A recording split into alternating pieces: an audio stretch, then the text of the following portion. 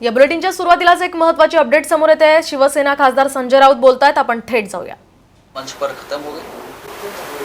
अब महाराष्ट्र में राजनीति की जो लोग पतंग उड़ाने वाले हैं बस उनको करने दो। सर मराठीमध्ये विचारतो, मुख्यमंत्र्यांचं जे कालचं विधान होतं त्याकडे तुम्ही कसं बघता आणि आता तुम्ही जे बोलताय त्या हिशोबाने असं समजायचं का मग की 3 वर्षानंतर कदाचित ते जर तुमच्याकडे आले तर भाजप शिवसेना एकत्र एक येणार? लक्षात घ्या की माननीय मुख्यमंत्री उद्धव ठाकरे यांनी काल मराठवाड्यातलं जे वक्तव्य केलेलं आहे, आजी माझी भावी, बघा ठाकरे यांची एक स्टाईल आहे भाषण करण्याची पहिल्यापासून, त्या पद्धतीने त्यांनी ते भाषण केलं। आणि उद्धवजीने असं कुठेही म्हटलेलं नाही की नवीन गठबंधन होईल, हे सरकार पडेल, आम्ही या सरकारबद्दल बाहेर पडू। उद्धवजींचे स्पष्ट संकेत आहेत की ज्यांना भावी व्हायचं आहे, भावी सहकारी, ते आमच्याकडे येऊ इच्छित आहेत।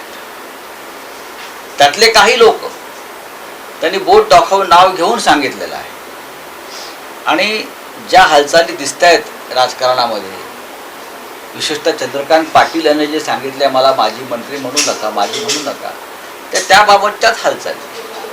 कोणीतरी तिकडे आहे, कुणीतरी आहे तिथे ज्यांना इथे यायचं आहे आणि त्यांच्यासाठी उद्धवजींनी संकेत दिले आहेत की तुम्ही या। कोणाला यायचं? बरेच लोक येऊ इच्छित आहेत। कोण कोण आहेत? येतील ना। आता चंद्रकांत दादाच म्हटलेत ना 72 तास थांबा म्हणून। आज त्यांची डेडलाईन जी आहे ती संपलेली आहे। त्यांची डेडलाईन संपली, मग त्यांनी सांगायला पाहिजे। पण त्यांनी जी डेडलाईन दिली आहे त्यानंतर उद्धवजी बोललेले आहेत। एक लक्षात घ्या, हे सरकार पूर्णपणे 5 वर्षासाठी चालवायची कमिटमेंट आहे आणि शिवसेना शब्दाची पक्की असते। शिवसेना कधी विश्वासघात करत नाही, शिवसेना कधी पाठीत खंजीर खुपसत नाही, शिवसेना दिलेला शब्द मोडत नाही। ही शिवसेनेची खासियत आहे, खास करून ठाकरे कुटुंबाची, आणि आम्ही सगळे त्याच मार्गाने जातो। त्याच्यामुळे हे सरकार पडेल, नवीन गठबंधन होईल वगैरे या भ्रमात कोणी राहू नये। कुणाला जर पतंग उडवायचे असतील त्याने ते पतंग उडवत बसावं। तो पतंग कधी कापायचा आम्हाला माहिती आहे।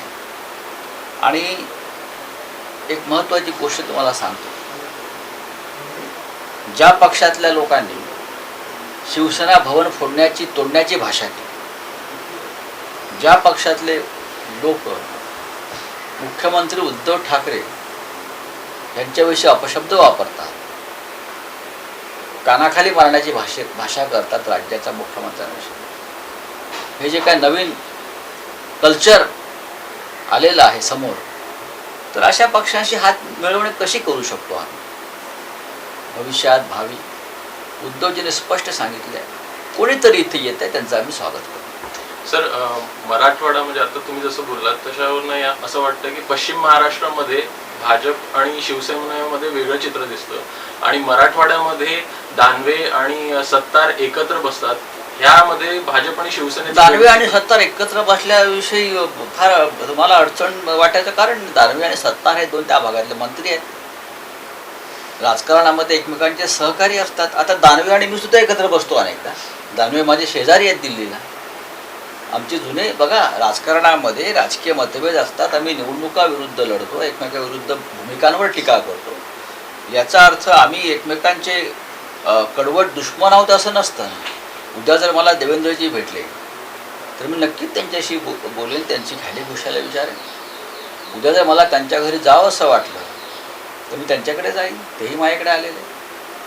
महाराष्ट्राचं राजकारण इतकं त्या उत्तर हिंदुस्थानातल्या राजकारणासारखं नसतं, एकमेकाची तोंडच बघायची नाहीत, एकमेकाशी बोलायचंच नाही, हे चालत नाही या महाराष्ट्रामध्ये। महाराष्ट्राला एक परंपरा आहे। यशवंतराव चव्हाण असतील, बाळासाहेब ठाकरे असतील, माननीय शरद पवार असतील, प्रत्येकानं एकमेकाचा आदर राखून भूमिकांना विरोध केला आम्ही, पण आम्ही सगळे शेवटी महाराष्ट्र म्हणून एक असतो।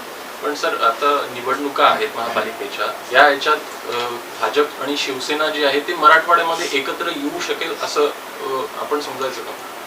कोण एक येऊ शकेल? भाजप आणि शिवसेना कशा करता? आमची महाविकास आघाडी आहे। आम्ही असे बोललो ना मगाशी की आम्ही असे दळभद्री प्रकार शिवसेना करत नाही कधी, की दोन पक्ष जे विधानसभेत एकमेकाच्या विरोधामध्ये आहेत त्यांच्या विरुद्ध आम्ही सरकार स्थापन केलं आहे, ही लोकांशी गद्दारी ठरली, कार्यकर्त्यांशी गद्दारी ठरली. जे आमचं ठरलंय ते ठरलंय बस. पण मग अशा वेळी सर औरंगाबादमध्ये MIM सारखा पक्ष आहे, त्यांना थांबवण्यासाठी तुम्ही कशा प्रकारे समोर जाणार? आम्ही समर्थ आहोत ना कोणालाही थांबवायला. ज्या धर्मांध शक्ती आहेत किंवा ज्या चुकीचं काम करतायत त्यांना थांबवायला आम्ही तिघे एकत्र समर्थ आहोत. ही महाविकास आघाडी समर्थ आहे कोणालाही रोखण्यासाठी. आपण पाहताय तसं नसतं तर 2 वर्षाचं सरकार जे चाललं अगदी सुरळीत ते चाललंच नसतं. तिन्ही पक्षामध्ये सरकार चालवण्याबाबत कोणतेही मतभेद नाहीत. एकमेकांच्या मनात कोणाविषयी किंतु परंतु नाही. सगळे एकमेकांच्या हातात हात घालून एकमेकांच्या सहकार्यानं उद्धवजींच्या नेतृत्वाखाली हे सरकार चालवलं जात आहे. या सरकारला आता 2 वर्ष होतील नोव्हेंबर महिन्यात आणि पुढली 3 वर्षसुद्धा अधिक गतिमान पद्धतीनं हे सरकार चालेल याच्याविषयी विरोधी पक्षांना खात्री बाळगावी. ज्या पद्धतीनं त्यांनी महाराष्ट्रामध्ये महाविकास आघाडीच्या नेत्यांच्या मंत्र्यांच्या विरोधामध्ये केंद्रीय तपास यंत्रणांचा गैरवापर करून त्यांची कोंडी करण्याचा प्रयत्न केला. ह्याच्यामुळे आम्ही गुडघे टेकू, सरेंडर होऊ आणि त्यांना हवं ते करू. हे जर कोणाच्या डोक्यात हा कचरा असेल तर तो कचरा तसाच ठेवू. आम्ही झुकणार नाही. धन्यवाद. चलिए हो गया. तर आपण पाहिलं या ठिकाणी संजय राऊतांनी बोलताना शिवसेना ही शब्द पाळणारी आहे असं म्हणत भाजपनं युती तोडली, आम्ही तोडली नाही अशा प्रकारचं वक्तव्य केलंय. सरकारला कोणताही धोका नाही असंही राऊत यावेळी म्हणालेत. भाजपनं युती तोडली आहे, आम्ही ही युती तोडली नाहीये, कुणाला तरी आमच्याकडे यायचं आहे आणि त्या संदर्भात मुख्यमंत्र्यांनी काल संकेत दिले असंही संजय राऊत यावेळी म्हणाले. तर आपण पाहतोय आताची ही मोठी बातमी. मंच पर जो बीजेपी के लोग बैठे थे उनको देखकर कहा कि अगर आप हमारे साथ आते हैं, अगर आप हमारे साथ आएंगे भविष्य में, आप आएंगे, हम नहीं जाएंगे, आप हमारे साथ आएंगे तो आप हमारे भावी सहकारी हो. एक छोटा सा मुद्दा है.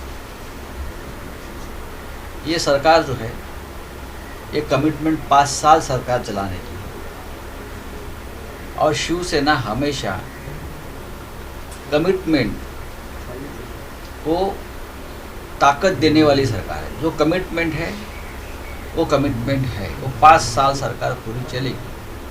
अगर कल के मुख्यमंत्री के बयान से किसी को बहुत ही अत्यानंद हुआ है तो उसको आनंद में 3 साल तक रहने दो. वही आनंद, वही उत्साह. सरकार को कोई खतरा नहीं. मैं इतना ही कह सकता हूँ. मुख्यमंत्री ने भाषण किया है. उद्धव ठाकरे जी का अपनी एक स्टाइल है भाषण करने की. उस ठाकरे स्टाइल में बात किया उद्धव जी ने. उसके ऊपर लोगों ने बहुत पतंग उड़ाए. जो पतंग उड़ा रहे हैं वो पतंग जाएंगे ऊपर. पतंग ऊपर जाकर कटती है और नीचे आती है. उड़ाने